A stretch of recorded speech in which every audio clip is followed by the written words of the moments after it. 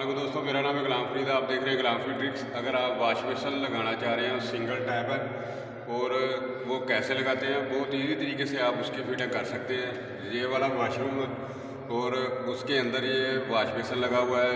ये wash basin कैसे लगाते हैं, बहुत आसान तरीकाकार है। मैं वीडियो में आपको दिखाता हूँ। अगर वीडियो अच्छी लगी तो प्लीज़ इसे लाइक और दोस्तों शेयर ज़रूर करें। साथ चैनल को सब्सक्राइब कर लें ताकि इसी तरह की आइंदा आने वाली वीडियो आप तक पहुँचती रहे।